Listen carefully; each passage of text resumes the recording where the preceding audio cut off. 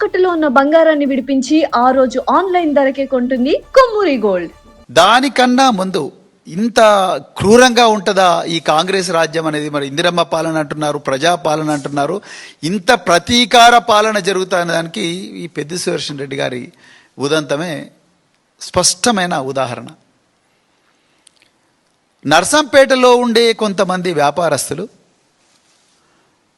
వాళ్ళు వట్టినాగులపల్లిలో వాళ్ళు ఒక భూమిని వాళ్ళు అక్వైర్ చేసుకొని వాళ్ళు వాసవి కన్స్ట్రక్షన్ అని ఒక కన్స్ట్రక్షన్ కంపెనీ ఉన్నది, ఆ వాసవి బిల్డర్స్కు అమ్మేసిండ్రంట.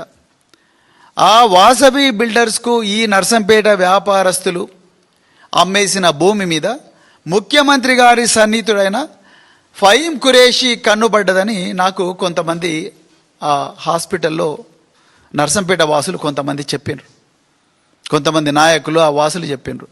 దానితోని ఈ ఫహీం ఖురేషీ అదేవిధంగా వాసవి ఎవడోడు విజయ్ కుమార్ అంటాడు, ఎవడో ఆ విజయ్ కుమార్ అంటాడు, అదేవిధంగా ఈ ఫహీం ఖురేషీ వీళ్ళిద్దరూ కలిసి సైబరాబాద్లో ఎకనామిక్ అఫెన్సెస్ వింగ్ అనే ఒకటి ఉంటుంది, ఈఓడబ్ల్యూ వైట్ కాలర్ అఫెన్సెస్ కోసం ఉంటుంది.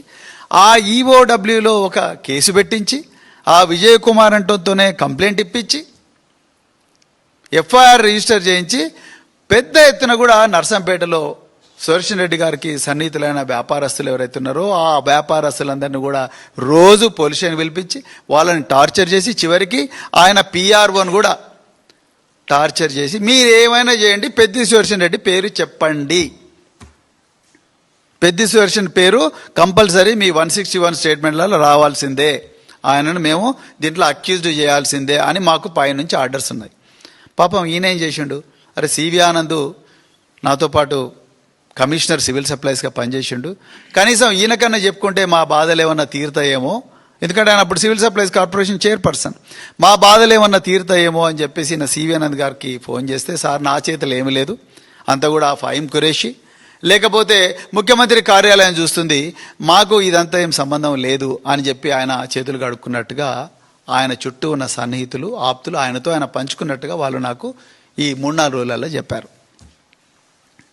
ఇంకొక మాట కూడా అన్నారు, అరే ఈ సుదర్శన్ రెడ్డికి ఇంకా ఏం పని లేదా, ఈ సివిల్ సప్లైస్ కుంభకోణం అని తిరుగుతూ ఉన్నారు, అదేవిధంగా మరి విద్యాశాఖలో జరిగిన బంకర్ బెడ్ల కుంభకోణం అని ప్రభుత్వం మీద ఫైట్ చేస్తున్నారు, ఇవన్నీ అవసరమా, కామ్గా ఉంటే అయిపోదా అంటే, నువ్వు కామ్గా ఉంటే, నువ్వు సైలెంట్గా ఉంటే, రేవంత్ రెడ్డి ప్రభుత్వం చేస్తున్న కుంభకోణాల మీద మాట్లాడకుండా ఉంటే నీకు వెపన్ లైసెన్స్ రెన్యూ చేస్తాము ఇండైరెక్ట్. అదేవిధంగా ఈఓడబ్ల్యూలో పెట్టిన ఈ అక్రమ కేసు ఆ ఫహీం ఖురేషీ అంటోడు, అదేవిధంగా విజయ్ కుమార్ అనే వాసవి కన్స్ట్రక్షన్ ఉన్నాడో వీళ్ళిద్దరూ కలిసి ఏవైతే అక్రమ కేసులు పెట్టి పోలీసులను ఎట్లన చేసి మీరు ఆ నర్సంపేట వ్యాపారస్తులందరినీ తీసుకొచ్చి టార్చర్ పెట్టైనా పెద్ది సుదర్శన్ రెడ్డి పేరు చెప్పాలే అని చెప్పి టార్చర్ చేస్తున్నారు. ఈ టార్చర్ అంతా ఆగిపోతుంది కదా, ఈఓడబ్ల్యూ కేసును మళ్ళీ మూలకు పడేస్తాం, అయిపోతుంది. ఎందుకు నువ్వు ఇంత లొల్లి పెడుతున్నావు, ప్రభుత్వంలో అవినీతి జరుగుతున్నదని అని చెప్పి వెనక నుంచి మళ్ళీ దొడ్డిదారిన రాయబారాలు ఇవన్నీ కూడా జరుగుతూ ఉన్నాయి. 52 సంవత్సరాల వయసులో ఒక వ్యక్తికి అంత తీవ్రమైన గుండెపోటు వచ్చిందంటే దాని వెనుక ఏదో బలమైన స్ట్రెస్కు గురైంటారు అనేదే చాలా క్లియర్గా అర్థమవుతూ ఉంది. వారి కుటుంబ సభ్యులతోని, వారి సోదరులతోని, అదేవిధంగా ఆయనతో ఆప్తులుగా తిరిగిన సన్నిహితంగా మెలిగిన వరంగల్ జిల్లా రాజకీయ నాయకులతో మాట్లాడిన తర్వాత నాకు అర్థమైంది ఏంటంటే, ఈ ప్రభుత్వం ఆయనను ఘోరంగా టార్గెట్ చేసింది. మరి పెద్ది సుదర్శన్ రెడ్డి గారు చేసిన పాపం ఏంటి?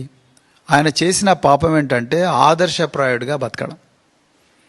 అదేవిధంగా సివిల్ సప్లైస్ ఆయన కార్పొరేషన్కు చైర్మన్గా పనిచేశారు. ఇప్పుడున్న రాష్ట్ర డీజీపీ సివి ఆనంద్ గారు ఆయన సివిల్ సప్లైస్ చైర్మన్గా ఉన్నప్పుడు ఆయన సివిల్ సప్లైస్ కమిషనర్గా ఉన్నారు. సివిల్ సప్లైస్ డిపార్ట్మెంట్లో ఏ విధంగా 1000 కోట్ల రూపాయల కుంభకోణాలు జరుగుతాయని తెలుసుకొని ఆ కుంభకోణాల ఆ సివిల్ సప్లైస్లో ఉండే ఏదైతే బియ్యము అవన్నీ కూడా రాబందుల పాలు, పందికొక్కుల పాలు కాకూడదు, 1000 కోట్ల రూపాయల కుంభకోణాలు జరుగుతూ ఉన్నాయి, అది మిల్లర్ల రూపంలో కావచ్చు, ఇంకా రకరకాల వ్యక్తుల రూపంలో జరుగుతూ ఉన్నాయని చెప్పి వాటన్నిటినీ కూడా అరికట్టడానికి ఒక అద్భుతమైన ప్లాను ఆనాటి తెలంగాణ తొలి ముఖ్యమంత్రి కేసీఆర్ గారికి ఇచ్చిన ఒక గొప్ప పోరాట యోధులు పెద్ది సుదర్శన్ రెడ్డి గారు. ఎప్పుడైతే కాంగ్రెస్ పార్టీ అధికారంలోకి వచ్చిందో 2023లో ఆయన ఆల్రెడీ సివిల్ సప్లైస్ కార్పొరేషన్లో పనిచేసిన అనుభవం ఉంది కాబట్టి వెంటనే 1100 కోట్ల రూపాయల విలువైన స్కామ్ను ఆయన కనుక్కోగలిగారు.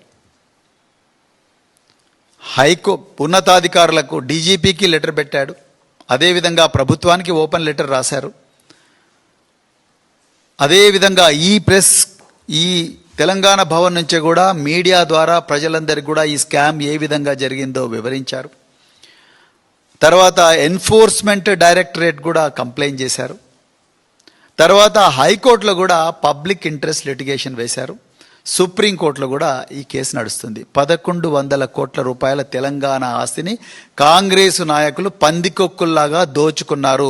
1 కిలో బియ్యం కూడా ఒక మిల్లు నుండి గోడౌన్కు రాకుండానే, ఒక మిల్లు నుండి ఇంకొక మిల్లుకు పోకుండానే 1100 కోట్ల రూపాయలు ఒక్కటే దెబ్బన కాంగ్రెస్ నాయకులు వాళ్ళ జోబుల్లో వేసుకున్నారు అనే ఒక ఒళ్ళు గగురు పొడిచే సత్యాన్ని పెద్ది సుదర్శన్ రెడ్డి గారు బయటపెట్టారు.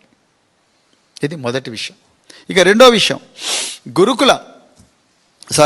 స్కూల్ ఎడ్యుకేషన్ డిపార్ట్మెంట్లో 17,000 రూపాయల విలువైన బంకర్ బెడ్ను 33,000 రూపాయలకు కొని తద్వారా వచ్చిన 100 కోట్ల రూపాయలను కాంగ్రెస్ నాయకులు బడా కాంట్రాక్టర్ల ద్వారా వాళ్ళ జోబుల్లో వేసుకొని వాటిని మూటల్లోకి పెట్టి మూటలను ఢిల్లీకి తరలిస్తున్నారు అన్న విషయం మీద కూడా వారు వీరోచితంగా పోరాడారు. ఇంకా రకరకాల కుంభకోణాల మీద పోరాడేవారు. ఆయనకు రకరకాల సమాచారాలు వస్తున్నవి. మాతో కూడా చాలాసార్లు ఈ కుంభకోణాల మీద ఆయన చేస్తున్న పోరాటం గురించి పంచుకున్నారు. ఇది ఎప్పుడైతే మరి ఇక రేవంత్ రెడ్డికి నేను దొరికిపోతున్నాను అన్న భయం కలిగిందో కాంగ్రెస్ నాయకులకు, ముఖ్యంగా రేవంత్ రెడ్డి గారికి ఇప్పుడున్న సివిల్ సప్లైస్ డిపార్ట్మెంట్లో, అయితే అది జరిగిన వెంటనే వీళ్ళు ఏం చేశారు, ముందు ఆయన వెపన్ లైసెన్స్ రెన్యూ చేయడం లేదు. వెపన్ లైసెన్స్ ప్రతిసారి కూడా రెన్యూ చేసుకోవాలి. ఆ రెన్యువల్ ప్రాసెస్ ఏదైతుందో దాన్ని ఆపేశారు.